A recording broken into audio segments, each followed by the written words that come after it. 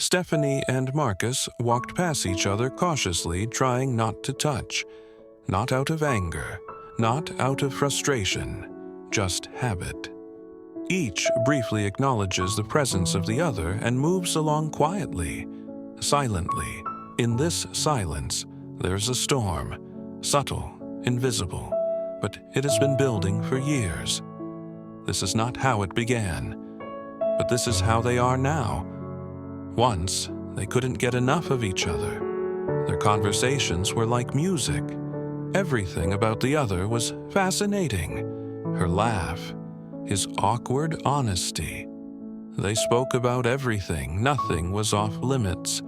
They stayed up till 2 a.m. planning dreams that weren't even fully formed. She wanted to travel the world. He wanted a home full of light and laughter and children. They promised they'd figure it out, together. Their first year was messy, imperfect, beautiful. They learned each other. There were playful disagreements about furniture, burnt dinners, chores, and bad habits. They managed to laugh and smile through many conflicts, but they also had to deal with the fake smiles, the moods, the triggers, the unintentional scars. He hated the silence of unresolved conflict, but she needed space before she could speak. They danced around each other's flaws at first, gently, gracefully, and when the flaws became clearer, they still chose each other, not out of blind hope, but out of a deep, anchoring love. They made it work, or at least tried to. Routine replaced spontaneity. Time, they say, can deepen love, but time can also distract it. Jobs grew more demanding, career pressures and deadlines, bills, obligations, missed or unanswered calls. Soon, routine began to replace spontaneity. The things they once prioritized, date nights, long talks, dreaming aloud, fell to the bottom of the list. Not because they stopped caring, but because they started assuming there'd be time tomorrow. But tomorrow always came full. And so did the next one. Conversations became checklists. Did you pay the light bill? Stephanie would ask as she flipped through the day's mail. What's for dinner? Marcus questioned as he watched the recap of the day's news. Love didn't leave. It just got buried in the day-to-day act of being together. It's strange how distance can grow without steps. No arguments, no betrayal. Just space. Space between the how was your day and the real answer. She started confiding in her journal more than him. He started staying later at work, not because he wanted to, but because it felt easier.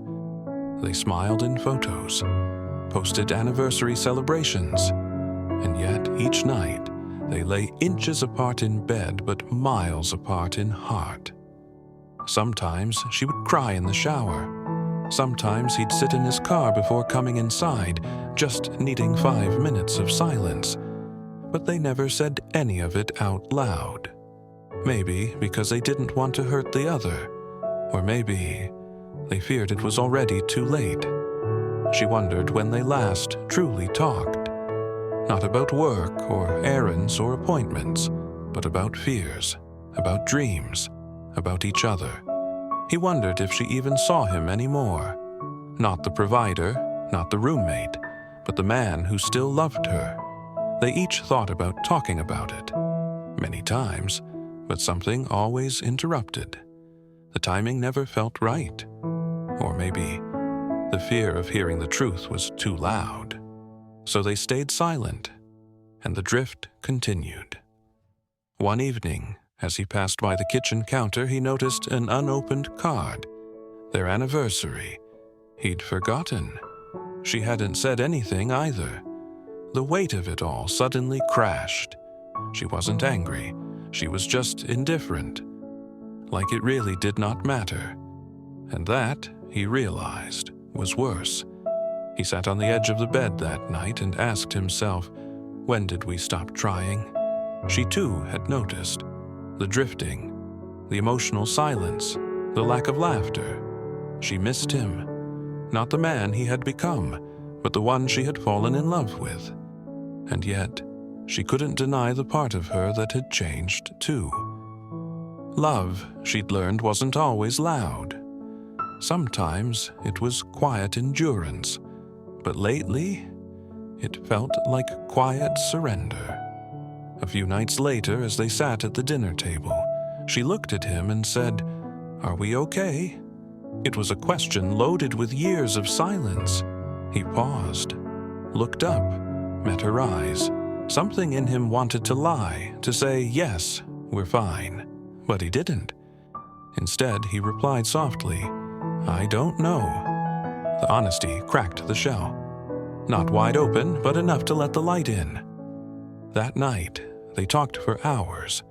At first, it was awkward. Words stumbled out like newborns.